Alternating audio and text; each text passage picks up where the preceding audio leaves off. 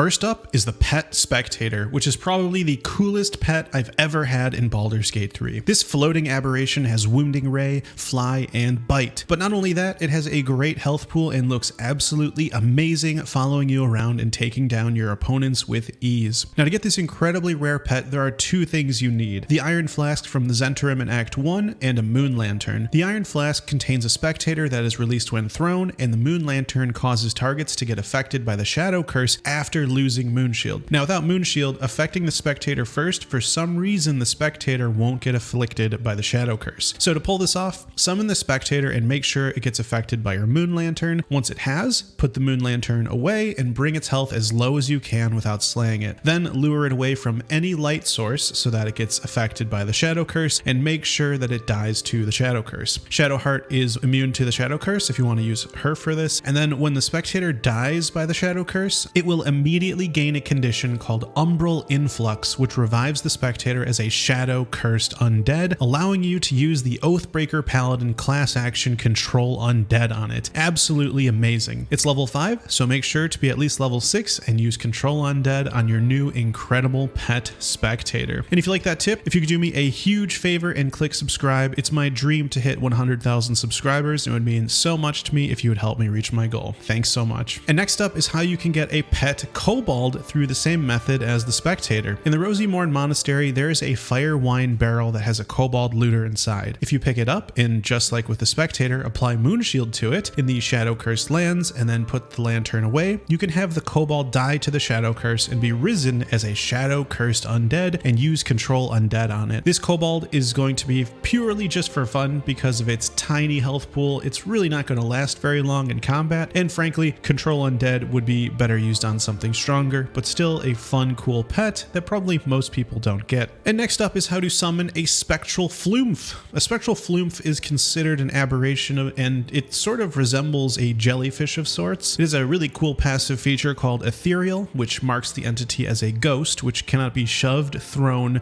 nor used as an improvised melee weapon for those savages who are already thinking about that. This tiny creature is primarily used as an explosive device, only lasting until the end of turn in which it was summoned, exploding for 1d6 force damage to each creature within 7 feet. To summon the Spectral Flumph, you'll need to be a Wild Magic Barbarian, a subclass that I think is probably one of the most underrated when it comes to fun. You'll be able to summon a maximum of 10 Spectral Flumphs, 1 per turn, as the effect only lasts 10 turns. Very interestingly though, these Wild Magic Barbarians have access to 7 other incredibly fun and all positive wild magic effects, unlike the Wild Magic Sorcerer, which has some neutral or straight up negative wild magic effects. You can cause dark tendrils to shoot outwards in all directions, dealing 1d12 necrotic damage, granting you 1d12 temporary hit points. You can gain teleport as a bonus action, shoot radiant damage out of your chest, which can blind, and then summon what looks like a swarm of fairies to protect you with their light, and so much more. And to top it all off, once you reach level 11 as a Wild Magic Barbarian, each time you get hit, you can activate a new wild magic effect, letting you enjoy a new one thanks to Unstable Backlash, which can be used as a reaction each turn. Super cool and highly recommended. And next up is a really cool interaction with Armour of Agathys, which deals 30 cold damage to any creature that hits you with a melee attack, and using Arcane Ward, it persists, allowing you to repeatedly deal an incredible amount of damage to melee attackers without even using actions or bonus actions. Now to do this, you'll need to be an Abjuration Wizard for Arcane Ward. Arcane Ward blocks damage equal to its charges and then loses 1 charge. You can get as many charges as you have levels in Wizard, multiplied by 2. So in our case, we're going to get up to 22 charges by having 11 levels in Wizard, and we'll get 1 level of Warlock to unlock Armour of Agathys. Then, by upcasting Armour of Agathys using a level 6 spell slot, it will grant 30 temporary hit points and deal 30 damage on melee hit. And the reason it will persist after you get hit is because the Arcane Ward reducing the damage you take by 22, and so you won't lose your temporary hit points, and therefore Armour of Agathys will remain. You can even have a Cleric cast Warding Bond on you to further reduce this damage. And as you lose 1 turn of Arcane Ward by taking damage, you can cast spells to regain more of them, 1 per level of spell slot used. You can even use scrolls, which don't use spell slots, in order to restore your Arcane Ward's duration. It's incredibly fun to trigger opportunity attacks on melee enemies just to see them take 30 cold damage repeatedly and fall to you by simply trying to attack attack you. And next up is the wizard dip. Now, normally a wizard would only be able to learn spells up to the level they are as a wizard, so a level 11 cleric and a level 1 wizard would not be able to write 6th level spells into their spellbook. However, in Baldur's Gate 3, a level 11 cleric and a level 1 wizard can write any level of wizard spells into their spellbook. Now, the main drawback of this is that the cleric won't have a whole lot of intelligence, making these spells not as useful as they could be, as seen with things like Firebolt missing all the time on Shadowheart. Now, you could mitigate this with the Warped Headband of Intellect, which sets your intellect to 17, but you could also just learn wizard spells that don't use intelligence, such as Conjure Elemental, Shield, or Haste, making a 1-level wizard dip much more powerful in Baldur's Gate 3 than it would ever have been in 5th edition D&D. There are also certain things that are only available to wizards and other spellcasters, such as having Fork become a ritual spell. You can dip 1 level into wizard to learn the summon Cheeky Quasit scroll from the scroll, cast it, and then have another so-called, quote, spell shite go through the dialogue with Fork, and then have them learn to summon the Cheeky Quasit spell too.